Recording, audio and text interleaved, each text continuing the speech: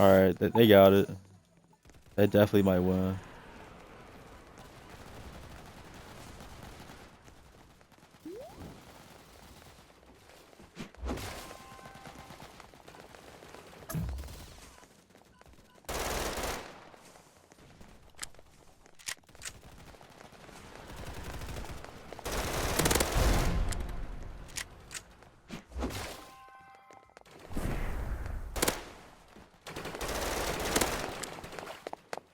No! Come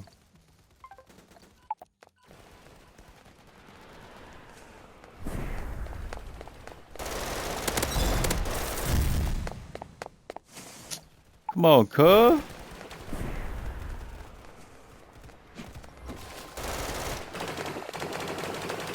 Man, I just keep getting a double team, bro. That is not cool.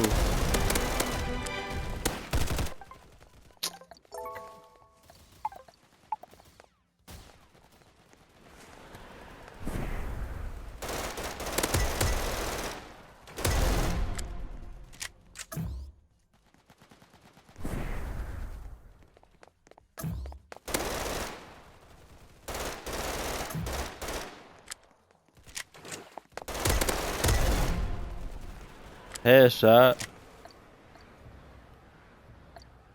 That was it? Alright, he got it. He got it. I'm out. I just want to play a few games. I just want to play a few games on that. I'm gonna switch it up.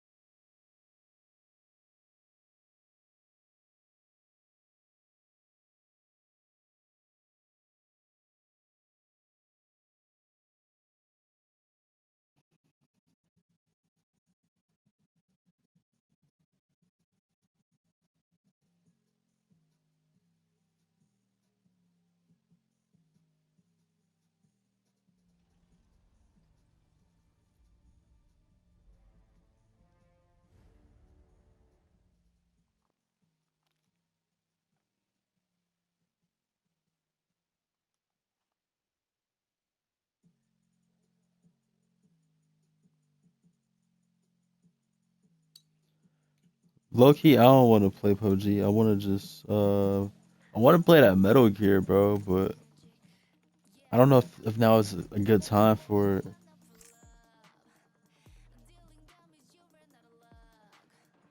Okay, let's just play one game and see how it goes.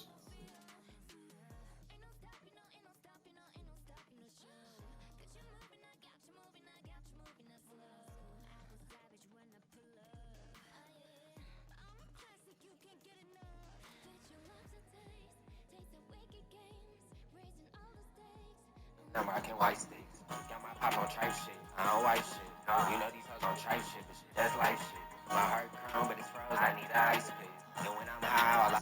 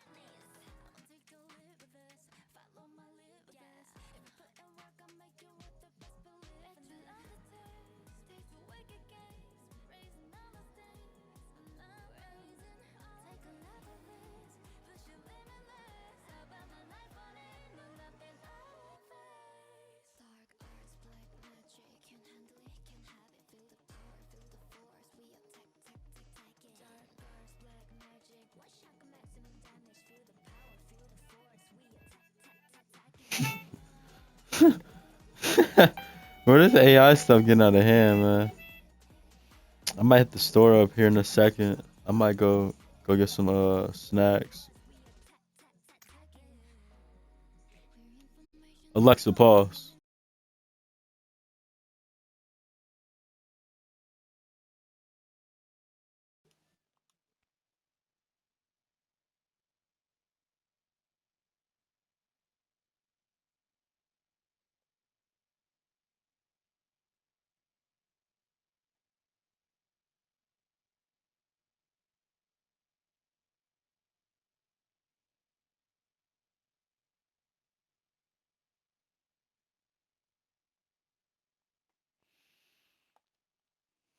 I might go hit the speedway up real quick.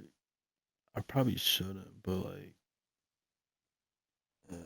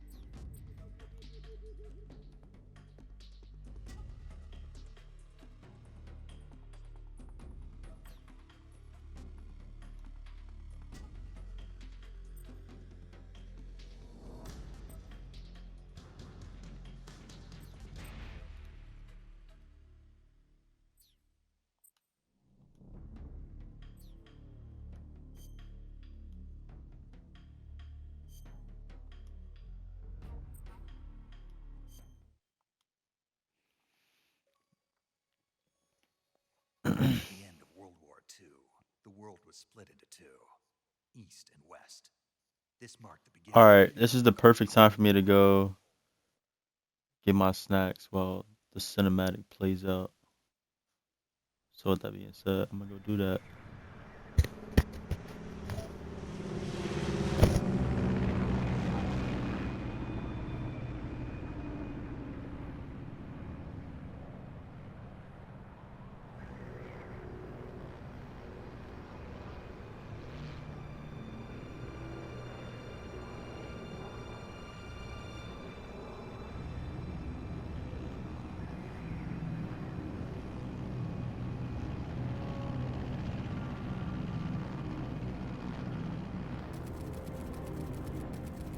Flying over Pakistan, altitude 30,000 feet. Approaching Soviet airspace. 20 minutes to drop off. Commencing internal depressurization. Equipment check. Arm main parachute. All right, ready to go. Drop zone still showing a high pressure mass. Cav okay. Good, we've got high visibility.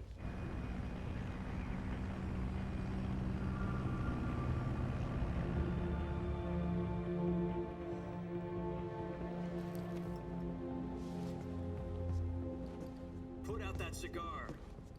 Connecting oxygen hose to interior connector. Put on your mask.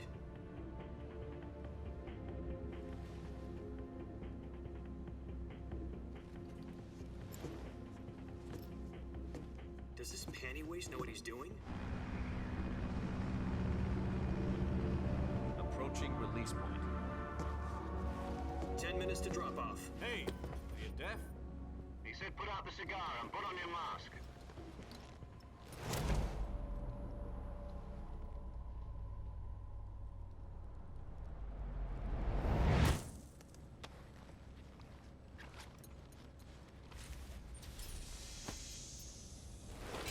Depressurization complete.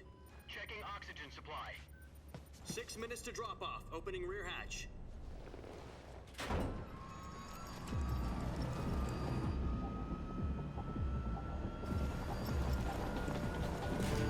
Sunrise.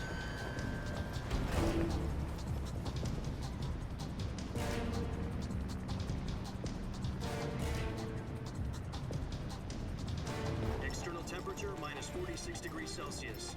2 minutes to drop off. Stand up. You'll be falling at 130 miles per hour. Try not to get frostbite from the wind chill. 1 minute to drop off. Move to the rear. Activate the alarm bottle. This is one for the history books. The world's first halo jump. 10 seconds to drop off. Stand by. Status okay. All green. Prepare for drop-off. Countdown. 5, 4, 3, 2, 1. Spread your wings And fly. God be with you.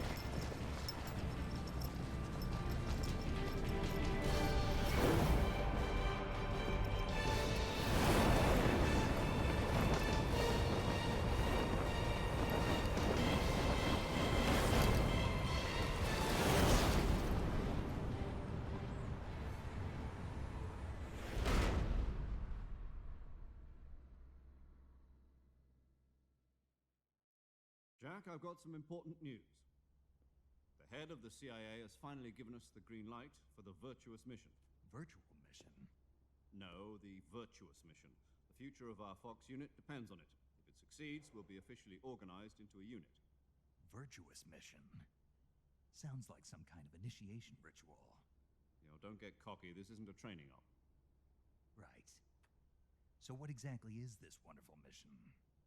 Well, about 2 years ago, a certain Soviet scientist requested asylum in the West through one of our moles. His name is Nikolai Stepanovich Sokolov.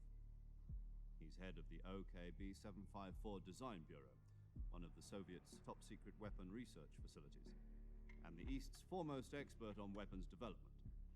Sokolov? Isn't he that famous rocket scientist? The very same. On April the 12th, 1961, the Soviets achieved the first manned spaceflight in history. The Earth was blue, but there was no God. Well spoken.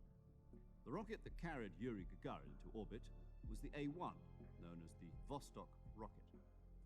Sokolov is said to be the man most responsible for the multi-engine cluster used in that rocket. After Gagarin's flight, Sokolov left rocket development to become the head of the newly established Design Bureau. From a lowly technician to head of a design bureau, that's quite a success story. So why do you want to defect? It seems he'd become afraid of his own creations. Afraid? Call it a crisis of conscience. And for that, he left his country and his family behind and went over the fence? Not exactly. One of his conditions was that his family was also to be taken safely to the west. We used a mole to get the family out first, and succeeded in sneaking Sokolov over the Berlin Wall shortly afterwards. I was the one who conducted the operation. The security on the eastern side was still full of holes back then. Then what? We got Sokolov over in one piece, but the whole ordeal had left him exhausted, and we checked him into a hospital in West Berlin. It took him 2 weeks and more than 600 miles to get from the research facility in the Soviet Union to Berlin. He was in no condition to say anything coherent. And it was only a week later that we had something much bigger on our hands. The Cuban Missile Crisis. October the 16th, 1962, President Kennedy received word that the Soviets were in the process of deploying intermediate-range ballistic missiles in Cuba. The President demanded that the Soviets dismantle and remove the missiles. At the same time, he announced a naval blockade to prevent further missile shipments from reaching Cuba. But the Soviets didn't back down, instead placing their armed forces on secondary alert. Soviet transport ships carrying missiles continued on course towards Cuba. US and Soviet forces went on alert for an all-out nuclear war. Frantic negotiations were conducted through the UN's Emergency Security Council and unofficial channels to end the hair-trigger standoff. Finally, on October the 28th, the Soviet Union agreed to remove its missiles from Cuba, and so the world avoided a nuclear holocaust. But in order to get the Soviets to pull their missiles out,